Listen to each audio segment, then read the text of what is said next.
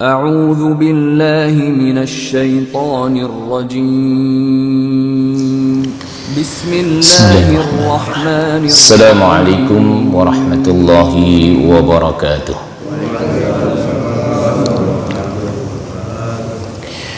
إن الحمد لله نحمده ونستعينه ونستغفره ونعوذ بالله من شرور أنفسنا ومن سيئات أعمالنا من يهديه الله فلا مضل له ومن يضلله فلا هادي له. أشهد أن لا إله إلا الله وحده لا شريك له وأشهد أن محمدا عبده ورسوله لا نبي بعده. اللهم صل وسلم على سيدنا ومولانا محمد وعلى آله وأصحابه ومن تبعه بإحسان إلى يوم القيامة. أما بعد، فقد قال الله تعالى في القرآن الكريم: أعوذ بالله من الشيطان الرجيم. يا أيها الذين آمنوا اتقوا الله حق تقاته ولا تموتن إلا وأنتم مسلمون.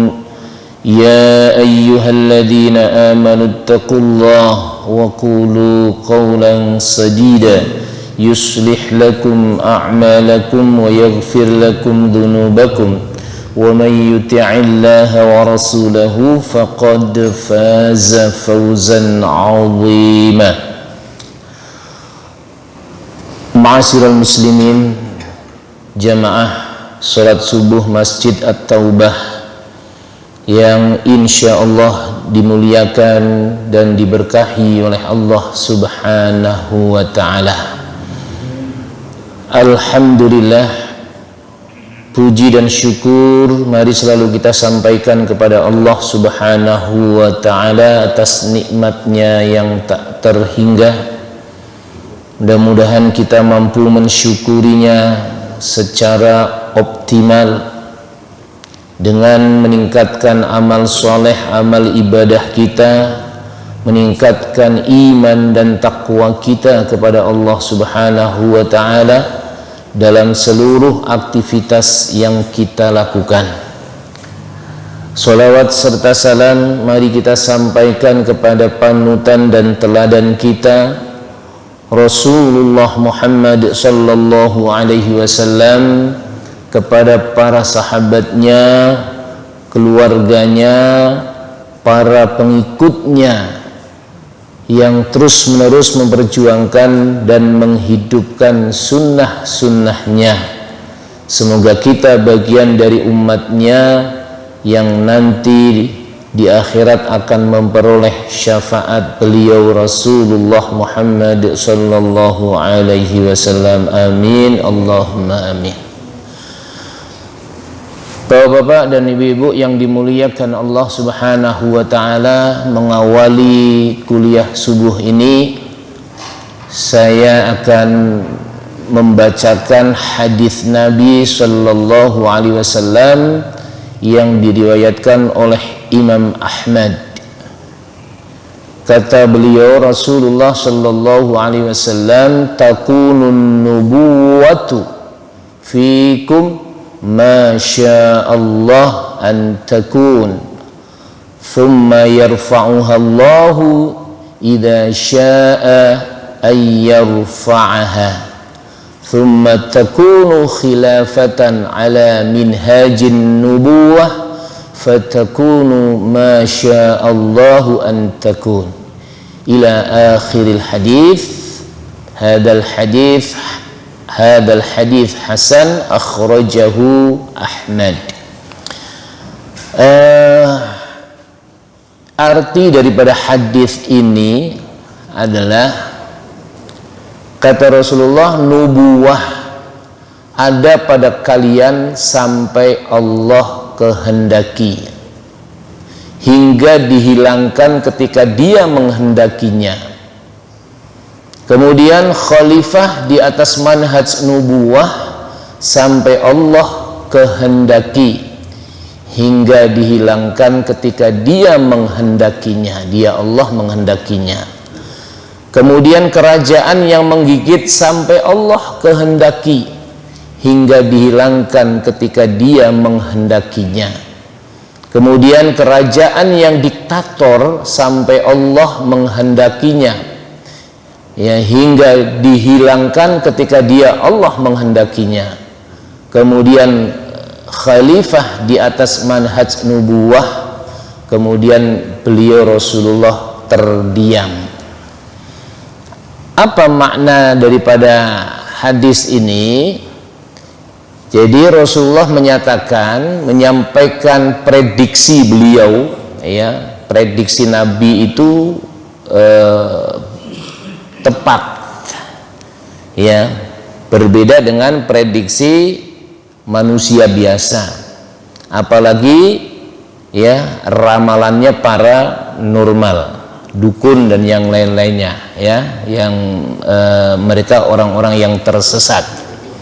Nah, kalau prediksi Nabi itu juga banyak hadis yang menjelaskan suatu saat nanti akan datang zaman. Nah, itu Rasul banyak menyampaikan hadis-hadis yang semisal itu terkait dengan kondisi umat nanti.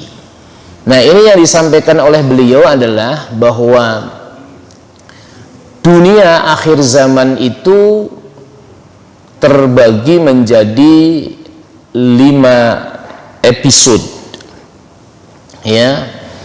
Yang pertama adalah, ya, episode nubuwah, ya, zaman Nabi Shallallahu Alaihi Wasallam, ya, dan itu sudah berlalu.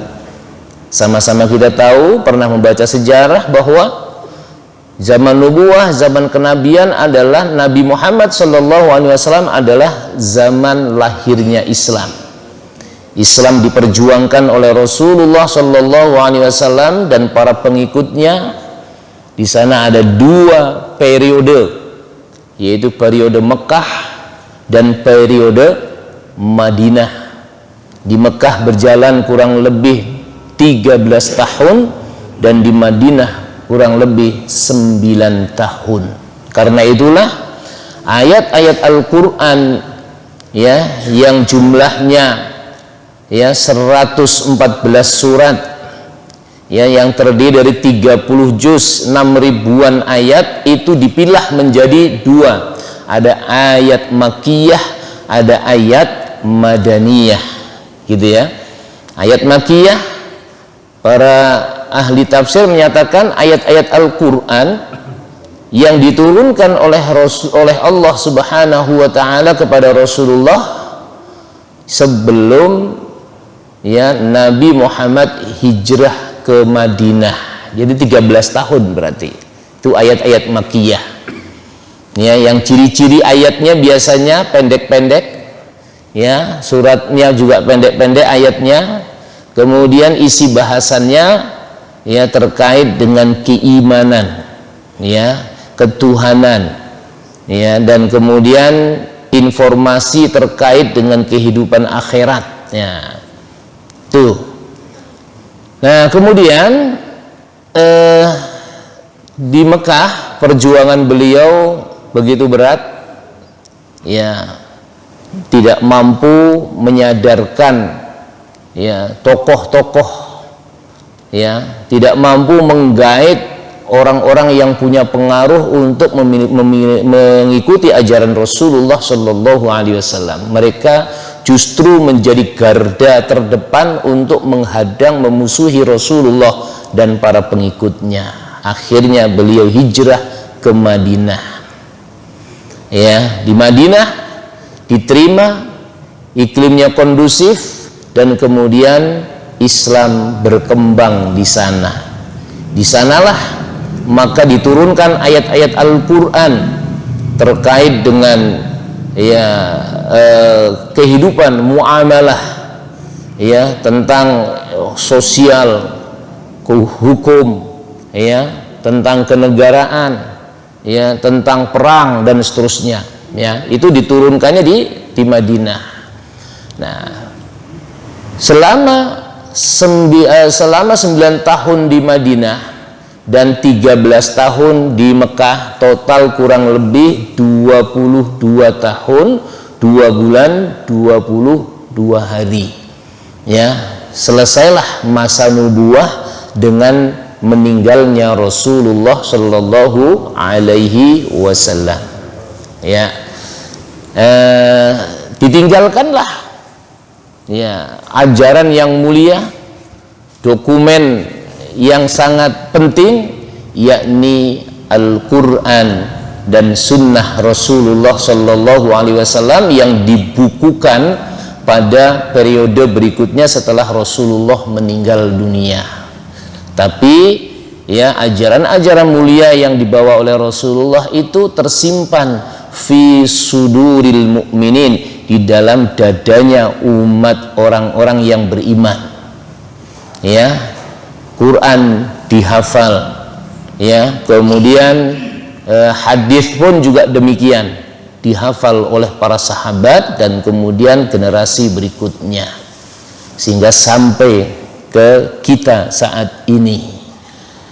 Nah, Rasulullah masa nubuwah selesai, lanjut berikutnya adalah masa yang kedua, yakni masa 4 khulafaur rasyidin, zaman pemerintahan yang mengikuti cara kenabian. Ya, sama-sama kita pernah baca bahwa setelah Rasulullah meninggal dunia, yang mengendalikan kepemimpinan umat Islam adalah ya, pertama Abu Bakar As-Siddiq radhiyallahu an, kemudian setelah beliau adalah Umar bin Khattab radhiyallahu an, dan kemudian yang ketiganya adalah Utsman bin Affan radhiyallahu an, dan terakhir adalah Ali bin Abi Thalib radhiyallahu an. Nah, Bapak hadirin yang dirahmati Allah Subhanahu wa taala, disinilah nanti Islam dikembangkan. Ya, yang tadinya hanya lingkupnya di wilayah Mekah dan Madinah, kemudian berkembang sampai ke Persia, sampai kemudian ke Mesir, ya, dan bahkan menembus ke wilayah Romawi. Ya. Nah, Bapak hadirin yang dirahmati Allah Subhanahu wa taala, ini zaman yang kedua. Nah, zaman pertama dan kedua ini Rasul pernah menyebut dengan satu ungkapan, khairul qurun quruni, sebaik-baik masa adalah masaku, thumma yalunakum, kemudian masa yang sesudahku. Ya, nah, berarti ini masa yang terbaik yaitu masa Nabi Muhammad, ya, kurang lebih tadi 22 tahun atau sekitar 23 tahun, dan kemudian disusul oleh masa Khulafaur Rasyidin, Abu Bakar 2 tahun, Umar kira-kira 10 tahun, kemudian Utsman bin Affan kira-kira 12 tahun, ya, dan Ali bin Abi Thalib yang kira-kira hanya 4 tahun. Ya, jadi hanya sekitar 20-an tahun ini ya, Khulafaur Rasyidin ini berkuasa. Nah, selanjutnya adalah masuk masa yang ketiga. Tadi kemudian kenapa disebut masa yang terbaik? Ya, masa yang terbaik karena pada masa Rasul tentu ini masanya wahyu, masanya Al-Quran diturunkan, dan semuanya komitmen mengikuti Rasulullah, mengikuti Al-Quran dan Sunnah. Ya, demikian pula masa Khulafaur Rasyidin, kreasi-kreasi mereka, ya, budaya yang diciptakan oleh para khalifah ini juga mengacu kepada apa yang menjadi kebijakan Rasulullah Shallallahu Alaihi Wasallam. Maka masa itu masa yang indah, ya, di mana umat begitu gandrung terhadap Islam, begitu ikhlas memperjuangkan Islam, ya, dan mereka menjadi orang-orang yang terbaik. Bahkan sampai ada ayat Al-Quran yang khusus menjelaskan tentang orang-orang yang pertama kali masuk Islam dengan sebutan as-sabiqunal awwalun, yang ini semuanya dijamin masuk surganya Allah Subhanahu wa taala, karena memang betul-betul mereka adalah generasi terbaik. Nah, selesai masa kedua adalah masa ketiga. Masa ketiga itu adalah masa Umayyah, ya, Daulah Umayyah, Daulah Abbasiyah, Daulah Utsmaniyah. Ya, di mana ada kerajaan Umayyah, kerajaan Abbasiyah, kerajaan Utsmaniyah yang berkuasa. Nah, disinilah ya sistemnya sudah berubah. Ya, sistemnya sudah berubah, sistem pemerintahan sudah berubah. Mereka memakai sistem kerajaan, dan sistem kerajaan itu tidak pernah diajarkan oleh Rasulullah, dipesankan oleh Rasulullah, diwariskan oleh Rasulullah, tidak pernah.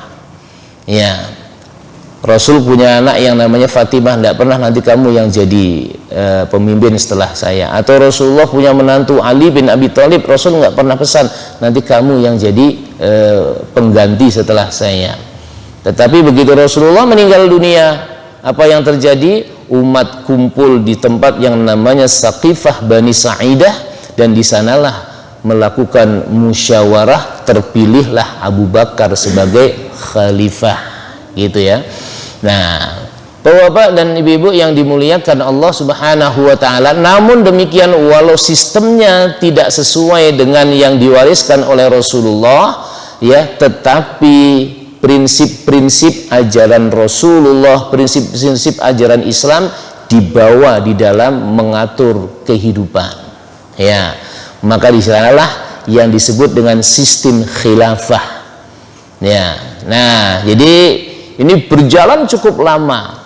Ya, hampir sampai 700-an tahun. Ya. Nah, kemudian setelah itu umat Islam mengalami kemunduran, ya, seiring dengan terjadinya perpecahan, kemudian gandrungnya terhadap keduniaan, ya, sehingga kewibawaan izzatul Islam, ya, kemuliaan, kejayaan, kehebatan Islam itu, ya, redup. Muncullah Barat, ya, yang kemudian menguasai dunia. Nah, selesai masa khilafah, maka masuk masa yang keempat. Nah, masa yang keempat ini, ya, disebutnya sebagai masa fitnah, zaman fitnah, ya, zaman modern, ya, zaman di mana fitnah terjadi di mana-mana, ya, dan para ulama menyepakati bahwa, ya, atau banyak para ulama yang menyampaikan kita itu saat ini berada pada episode yang keempat, ya, di mana terjadi, ya, zaman fitnah, zaman Dajjal, ya, mulai muncul, dan kemudian, ya, muncullah di sana penguasa-penguasa yang diktator, penguasa-penguasa yang zalim. Nah, Bapak dan hadirin yang dirahmati Allah Subhanahu wa taala, dan ini sampai kapan masa yang seperti ini, masa fitnah yang terjadi sekarang ini? Masa ini sampai nanti puncaknya adalah munculnya Dajjal laknatullah. Nah, ini masa yang sangat menyulitkan umat, ya, dan dimana memang Allah ciptakan itu, ya, Dajjal yang punya kemampuan, kesaktian yang luar biasa, ya. Makanya Rasulullah, ya, wanti-wanti betul, ya, memberikan nasihat, ya, supaya kita berdoa, ya, dari kiprahnya daripada Dajjal ini. Doanya gimana? Allahumma inni a'udzubika min adzabi jahannam. Ya Allah, aku berlindung kepadamu dari azab neraka jahanam. Wa a'udzubika min adzabil qabri, dan aku berlindung kepada Engkau ya Allah dari azab kubur. Ya, Allahumma inni a'udzubika min adzabi jahannam wa min adzabil qabri wa min fitnatil mahya wal mamat. Aku berlindung kepada Engkau ya Allah dari fitnahnya kehidupan dan kematian. Ya. Nah, yang terakhir, wa min fitnatil masihid dajjal, ya, dari fitnahnya ya dajjal. Dajjal di situ disebut al-masih, ya. Siapa nabi yang disebut al-masih? Nabi Isa. Kenapa Nabi Isa disebut al-masih? Al-masih itu maknanya dari kata masaha, yamsahu, mengusap. Ada mashul ra's, ya kan? Jadi mengusap kepala dalam wudhu itu. Nah, kata-kata masih, ya, orangnya yang mengusap itulah masih, gitu. Nah, kemampuan Nabi Isa, ya, dengan tangannya mampu mengusap orang yang sakit parah, kemudian atas izin Allah jadi sembuh. Al-masih, ya, diusap gitu ya. Nah, burung-burung tanah liat, ya, diusap-usap dengan tangannya, ya, dibentuk semacam burung, jadi burung beneran. Mayat, ya, diusap oleh Nabi Isa atas izin Allah, kemudian bisa hidup kembali. Nah, gelar al-masih pun kemudian melekat pada dajjal, karena dajjal juga punya kemampuan itu, ya, punya kemampuan, bisa mendatangkan hujan, bisa mengusap orang yang sakit jadi sembuh, dan seterusnya, kayak seperti itulah. Cuman bedanya kalau Nabi Isa menjalankan perintah Allah, dajjal itu adalah musuh Allah, gitu. Nah, nanti siapa yang menjumpai dajjal itu nanti disuruh memilih, mau mengikuti dajjal dengan melanggar ketentuan Allah, atau kemudian mau menentang dajjal yang efeknya adalah bisa dibunuh atau bisa didolimi oleh makhluk ini. Nah, Bapak dan hadirin yang dirahmati Allah Subhanahu wa taala, makanya Rasulullah berdoa, ya Allah, ya, supaya kami berlindung kepada Engkau dari fitnahnya daripada dajjal, ya. Nah, situasi kondisi ketika dajjal muncul itu, Bapak dan hadirin yang dirahmati Allah Subhanahu wa taala, dunia ini semakin kacau. Para pembina semakin kacau, umat juga semakin kacau, ya. Kemudian jatah nikmat dunia juga sudah mulai berkurang, sumber air juga sudah mulai berkurang, dari berkurang 25%, kemudian 50%, sampai 75%, dan maka kemudian terjadi kemarau dahsyat yang panjang, ya. Maka ciri-ciri kiamat itu akan muncul, nanti muncul yang namanya dukhon. Apa itu dukhon? Dukhon itu artinya asap, karena panas kemarau yang begitu panjang, jatah air juga semakin berkurang, orang banyak mengalami kesulitan, dan kemudian sekarang saja sudah sering hutan kebakar, gitu kan. Nah, ini maknanya apa? Akan terjadi kebakaran di mana-mana, ya, asap muncul di mana-mana. Nah, ini era seperti ini. Nah, dajjal itu bisa punya kemampuan, ya, membuat suasana menjadi nyaman, gitu, tapi harus ngikutin kemungkaran. Nah, itu masa yang keempat. Semoga kita tidak menjumpai masa itu, gitu ya. Nah, kemudian setelah masa yang keempat adalah masuk masa yang kelima. Nah, masa yang kelima itu dalam hadis tadi muncullah yang disebut Imam Mahdi, ya, seseorang yang soleh, yang mujahid, ya, memperjuangkan ajaran agama Allah, dan dia nanti melawan dajjal, ya. Dan setelah Imam Mahdi muncul, diturunkanlah Nabi Isa alaihis salam, ya. Kita sama-sama pernah baca sejarah bahwa Nabi Isa, ya, itu punya murid yang 12 yang namanya kaum Hawari. Di surat As-Saff itu disebut Al-Hawariyin, ya kan. Nah, Nah, salah satu dari muridnya ini ada yang kemudian berkhianat kepada Nabi Isa alaihissalam, sehingga akhirnya Nabi Isa diburu, dikejar-kejar oleh penguasa yang zalim pada masa itu, ya. Nah, apa yang terjadi Bapak dan Ibu yang kami hormati, ya, atas pertolongan Allah Subhanahu wa taala, Nabi Isa terlindungi.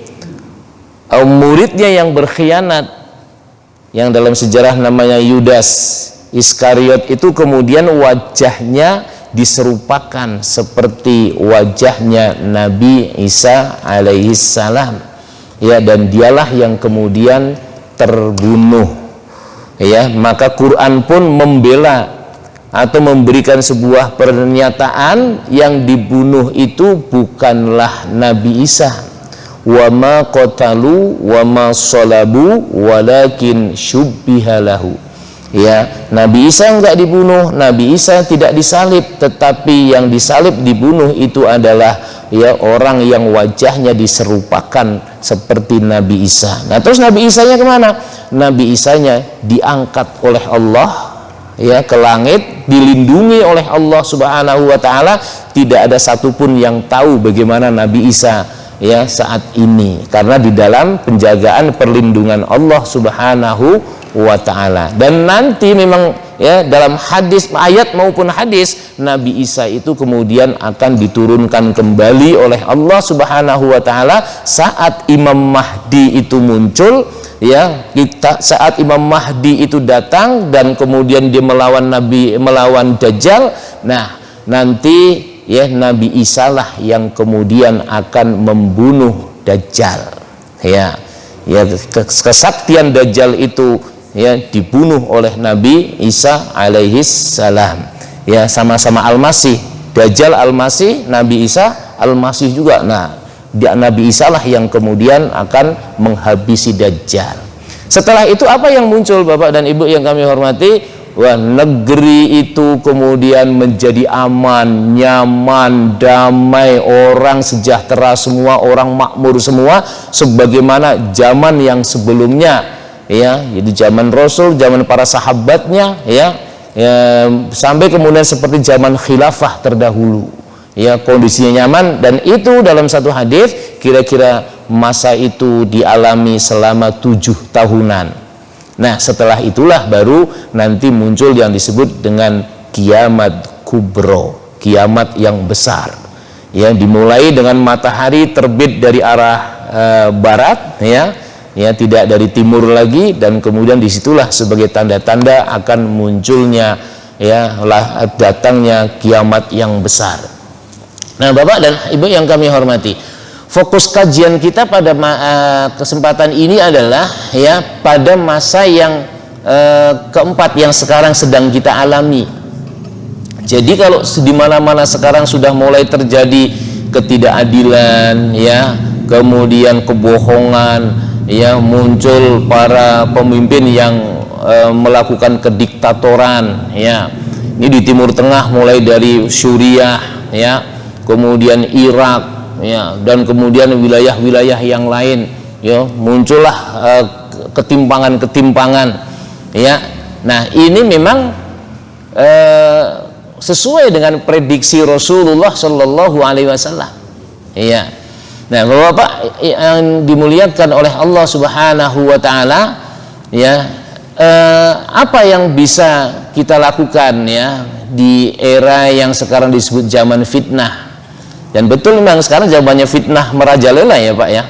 Iya, jadi buzzer merajalela, ya, melalui media sosialnya begitu luar biasa, berani melakukan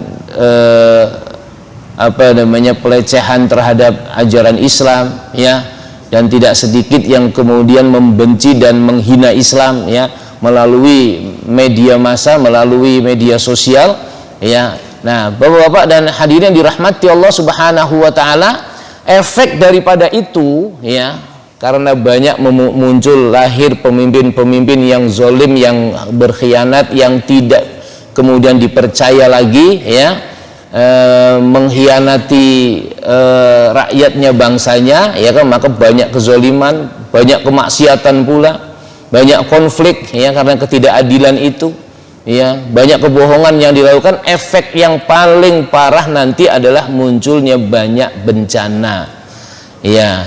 Nah, Bapak-bapak hadirin dirahmati Allah Subhanahu wa taala, fikih tentang bencana sudah kita sampaikan pada pertemuan sebelumnya. Nah, itu semua kita harus menyadari memang di era-era sekarang era banyaknya bencana. Dikarenakan apa? Banyak orang yang kemudian mengingkari ajaran Allah Subhanahu wa taala, banyaknya kemaksiatan yang ini mestinya diantisipasi, ya, diberantas oleh para penguasa, tetapi penguasa tidak melakukan itu, ya. Mereka asyik dengan urusan kelanggengan daripada kekuasaannya, ya, urusan daripada keduniaannya, ya, yang akhirnya mengabaikan tugas-tugas mulianya. Nah, Bapak-bapak hadirin dirahmati Allah Subhanahu wa taala, maka sikap muslim dalam situasi kondisi sekarang ini, yang pertama adalah tentu harus semakin mendekat kepada Allah Subhanahu wa taala seraya banyak memohon pertolongannya, ya.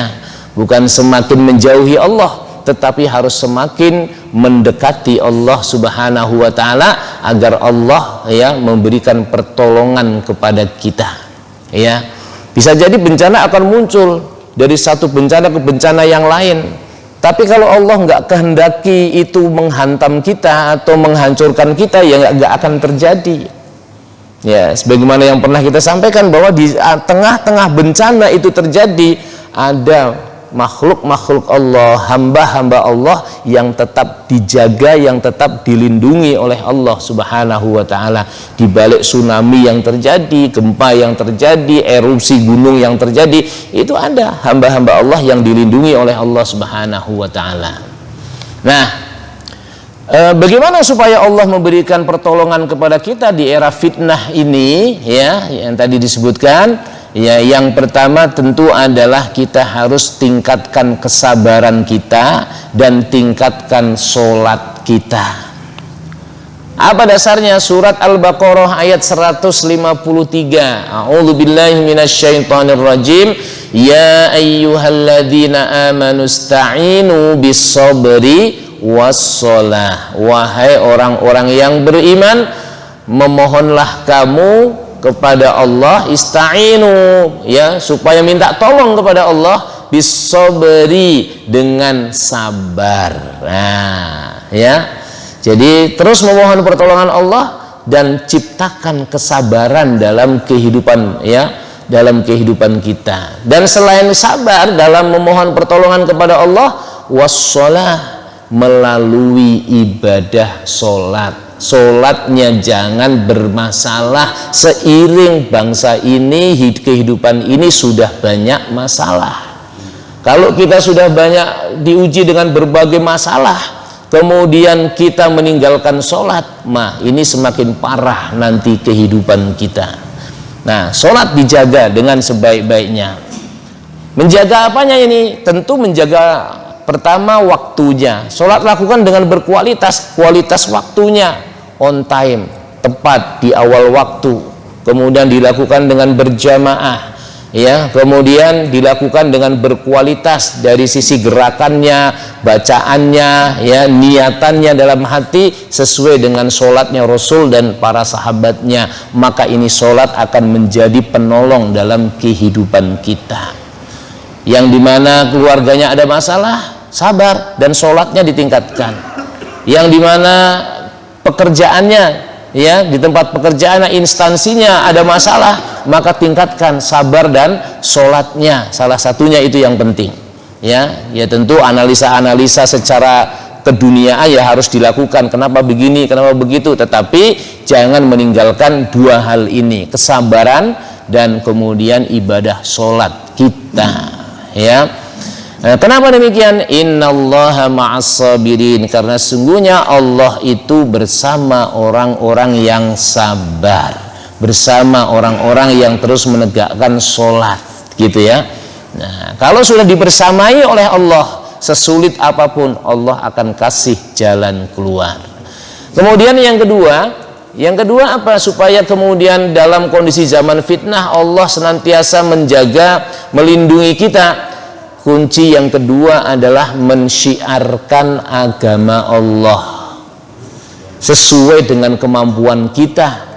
Termasuk nanti kalau kemudian anak cucu kita berjumpa dengan masa Dajjal, tetap konsisten istiqomah dengan iman kepada Allah dan mensyiarkan agama Allah sesuai dengan kemampuan.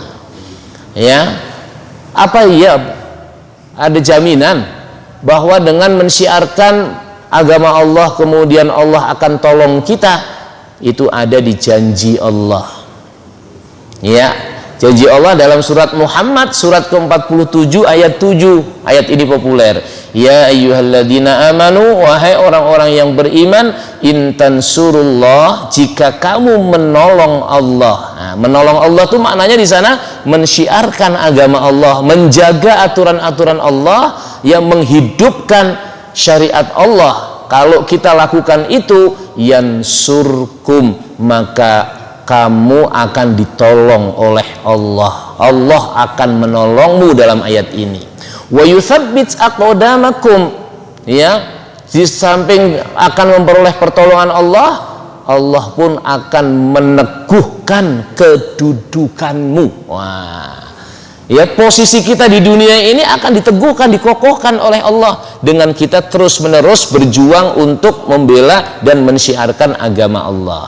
Nah, maka ini teman-teman yang jadi pengurus DKM terus konsisten berjuang bagaimana mencerdaskan umat, menyadarkan umat melalui kegiatan di masjid ini. Ya, jangan terjadi akar konflik ya di masjid. Ya, jaga kekompakan, kesatuan, ya, kebersamaan yang pada akhirnya nanti akan tiba pertolongan Allah ya dalam kehidupan kita. Nah, yang lebih menarik lagi, ayat ini bisa diperkuat dengan hadis. Hadisnya cukup panjang ya, dialog antara Rasulullah dengan Ibnu Abbas. Ya, anak muda yang digadang-gadang oleh Rasulullah ya, yang sampai didoakan khusus ya menjadi sahabat atau orang yang tafaqquh fiddin, yang faham tentang agama, faham yang dalam tentang agama Allah. Nah, inilah Ibnu Abbas ya.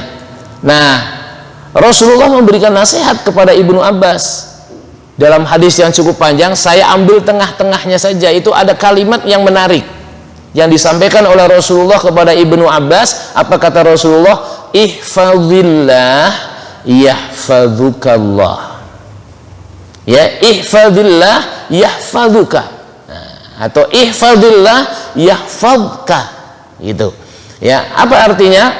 Ihfazillah, jagalah Allah.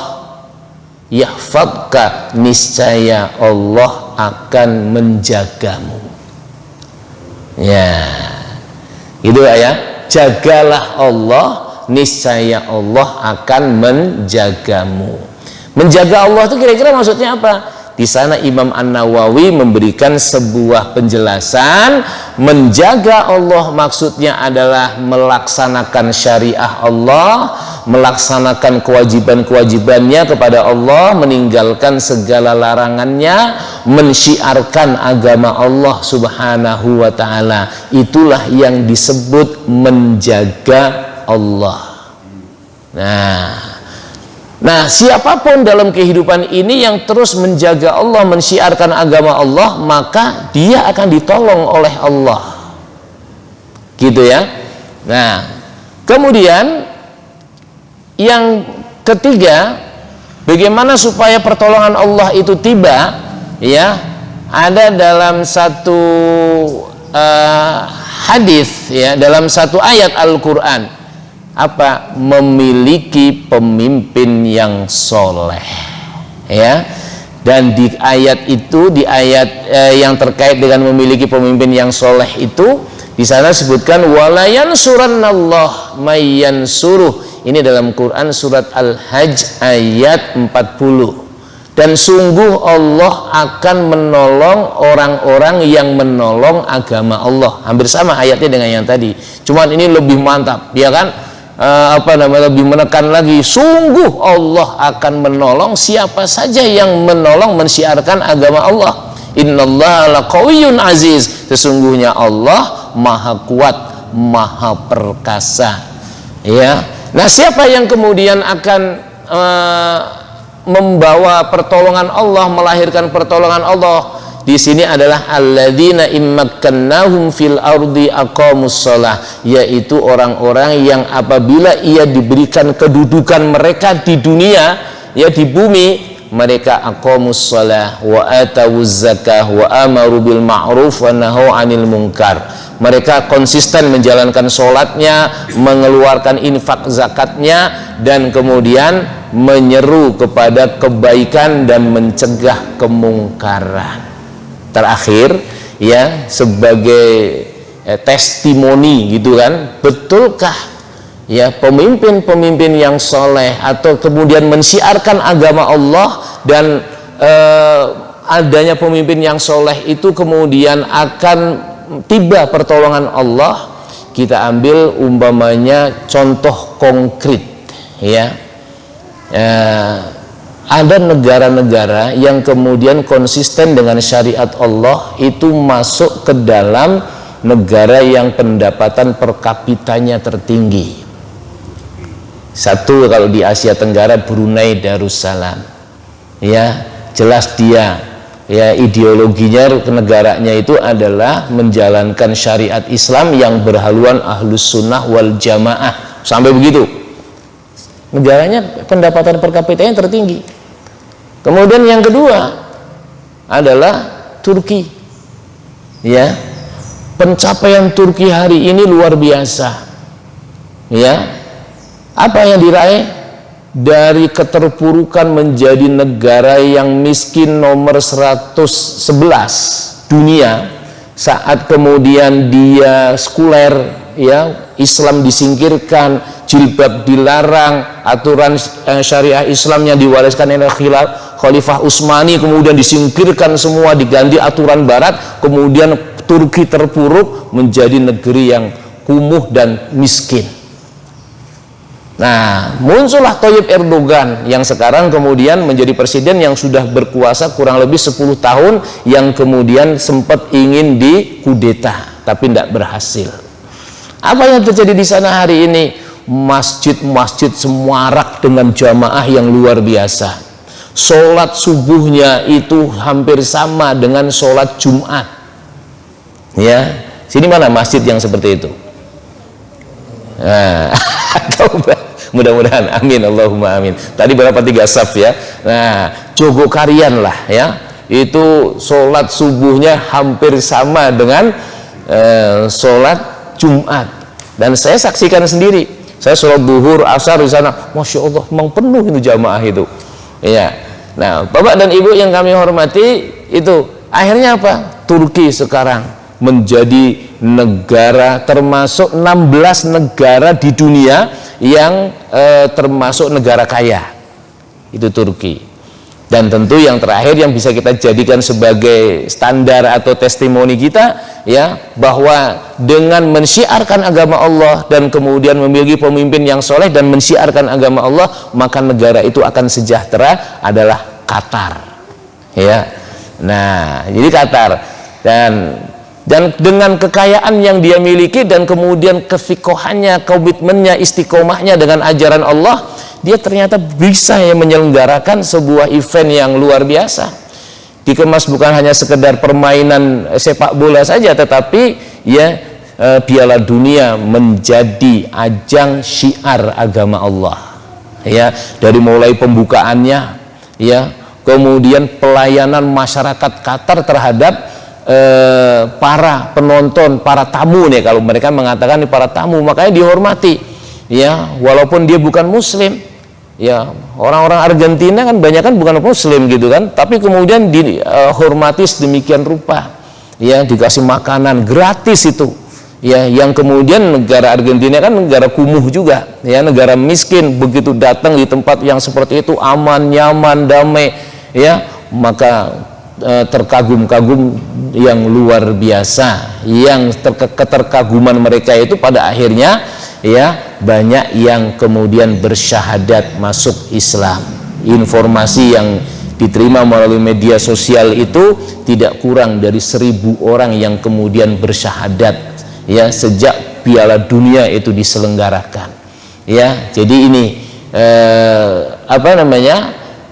era fitnah akan terjadi, namun kalau kita tetap mendekat kepada Allah ya, pasti Allah akan berikan pertolongan, perlindungan kepada kita. Kuncinya yang bisa kita sampaikan dalam kesempatan ini hanya 3 tadi ya. Yang pertama, tetap sabar dan sholatnya ditingkatkan, dan kemudian yang kedua adalah terus menerus konsisten mensyiarkan agama Allah ya, menjaga syariat Allah ya, komitmen dengan syariat Allah. Dan kemudian kalau ini kemudian meningkat bukan hanya di rumah kita, tapi sampai kepada bangsa dan negara, ya pemimpinnya adalah pemimpin yang soleh ya. Nah, betapa pentingnya pemimpin yang soleh ini ya, viral ya ceramah Ustadz siapa itu ya, bahwa ada kisah ya, bahwa ada rombongan para kiai, para ulama, para intelektual muslim yang kemudian dia mau menjalankan ibadah sholat. Biasa kalau orang alim kan saling mempersilahkan, kamu aja deh, kamu aja deh. Kayak tadi di At-Taubah kan nggak ada yang maju gitu kan. Nah, banyak orang soleh gitu kan, banyak orang alim gitu kan, maka saling kemudian mengandalkan, kamu aja, kamu aja.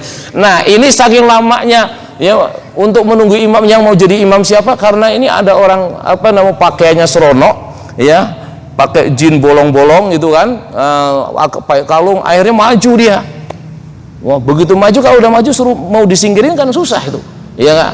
Rupanya tukang parkir yang agak sinting dikit gitu kan, jadi imam dia. Udah, yang paling konyol kan begitu jadi imam duhur pakai bacaannya kenceng gitu kan. Nah, kira-kira bapak-bapak kalau jadi makmum pada imam yang seperti itu, apa yang akan terjadi? Gundah, dongkol, ini gimana sih sholatnya akan dongkol. Itu kalau sholat hanya 5 menit dipimpin oleh pemimpin yang nggak benar gitu kan. Nah, kalau pemimpin negara bukan 5 menit tapi 5 tahun, bayangin aja itu. Makanya jangan terkecoh dengan bujukan sementara ya, gara-gara disumbang karpet kemudian pindah pilihannya ya, gara-gara kemudian dikasih rumah maka ini mending rumah ini baru 100.000, 300.000 ya, dikorbankan negara ini ya 5 tahun kemudian. Nah, mudah-mudahan yang terjadi saat ini menjadi pembelajaran yang sangat berharga ya, bahwa sesungguhnya nikmat Allah, rahmat Allah, barokah Allah ya diturunkan oleh Allah itu melalui para pemimpin yang soleh. Wallahu a'lam bishawab. Silahkan kalau ada komentar. Ini paling komentar bukan pertanyaan mah. Ya. Monggo Pak Uud dulu.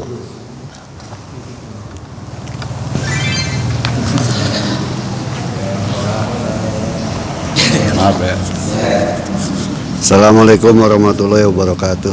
Waalaikumsalam warahmatullahi wabarakatuh. Alhamdulillah. Ini topiknya menarik banget nih Pak, tentang Dajjal nih Pak.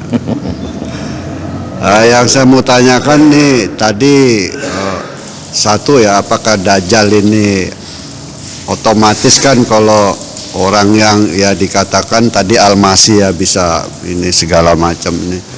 Ini apakah Dajjal ini ada pengikutnya Pak? Pertama itu, kalaupun pengikutnya ini apakah dari golongan-golongan tadi, misalkan pemimpin atau dari golongan-golongan umaroh. Nah, yang saya tanyakan apakah ciri-ciri ini apakah ada yang dari golongan ulama Pak? Ulama yang kita nggak tahu nih, kelihatannya baik-baik, tautonya dia pengikut daripada sesuatu yang tidak baik gitu loh. Nah, ini yang saya tanyakan itu tentang ciri-ciri pengikut daripada Dajjal, karena mungkin ya menurut pikiran saya Dajjal tuh merekrut kayak Nabi Isa tuh sahabatnya, atau merekrut orang untuk supaya ikut dia gitu. Nah ini apakah tadi ulama-ulama ini sudah terlihat di zaman fitnah ini, dia itu adalah ibaratnya yang mengajak orang kepada kezoliman, misalkan mengajak orang kepada misalkan kepada pemimpin yang zolim kah atau kepada ini gitu. Nah yang kedua pertanyaan saya tentang Intan Surullah yang surkup tentang Nusratullah, Pak. Ini yang membedakan Nusratullah ini, Pak, apakah yang membedakan Nusratullah ini yang datangnya dari Allah atau datangnya dari Fulan bin Fulan, ibaratnya dari si doi ini, Pak. Jadi kan ada seperti tadi misalkan sihir seperti ini, itu kan dapat bantuan dari jin lah, dari apa. Itu bagaimana membedakan di antara perbedaan-perbedaan itu. Kadang-kadang juga ada yang halus, datangnya yang halus, tidak mungkin dia orang yang beribadah diangkat ibadah, lama-lama akhirnya jatuh juga gitu loh. Jadi ini yang saya tanyakan nih, perbedaan antara Nusratullah dengan yang bukan Nusratullah tapi dalam posisi keadaan yang hampir mirip-mirip gitu. Kadang-kadang suka ada yang mirip-mirip dikit, tipis-tipis dikit. Terus apakah Nusro itu datang pada saat kita sudah tidak ada daya dan upaya?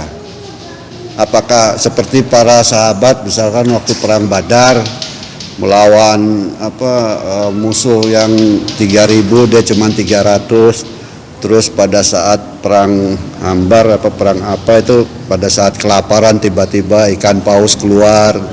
Nah itu yang saya tanyakan, apakah dalam keadaan masa sulit Nusratullah itu datang atau bukan masalah tidak dalam keadaan tidak sulit, karena beda tipis juga ini, Pak gitu. Ya. Nah itu yang saya tanyakan. Terima kasih sebelumnya Pak Ustadz. Assalamualaikum warahmatullahi wabarakatuh. Assalamualaikum warahmatullahi wabarakatuh. Terkait dengan Dajjal, pertanyaan yang pertama, apa yang disampaikan ya, yang dipaparkan oleh Pak Uud ini ya memang begitu ya.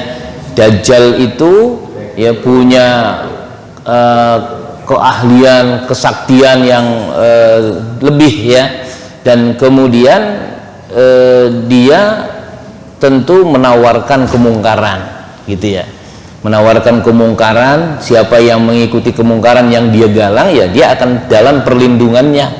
Nah yang kemudian menentang ya dia akan kena terdolimi oleh Dajjal itu.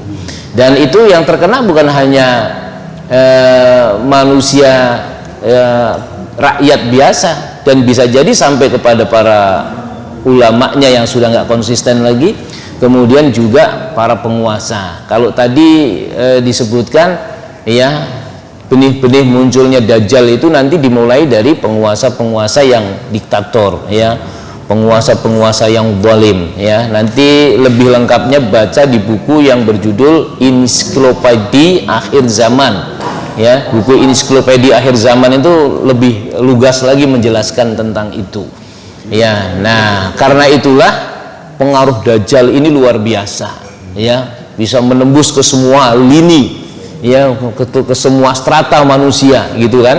Nah karena itulah Rasulullah pesannya hanya tadi banyak berdoa dari sekarang ya. Salah satu doa yang tadi sudah kita sampaikan itu disunnahkan untuk dibaca setelah innaka hamidum majid sebelum salam. Nah, ya jadi ini kalau yang anak-anak bapak ibu sekolahnya di Muhammadiyah itu gurunya biasanya itu menekankan itu supaya dibaca gitu kan, masuk dalam ujian prakteknya gitu, karena ini doa ini sangat penting, sangat disunahkan ya.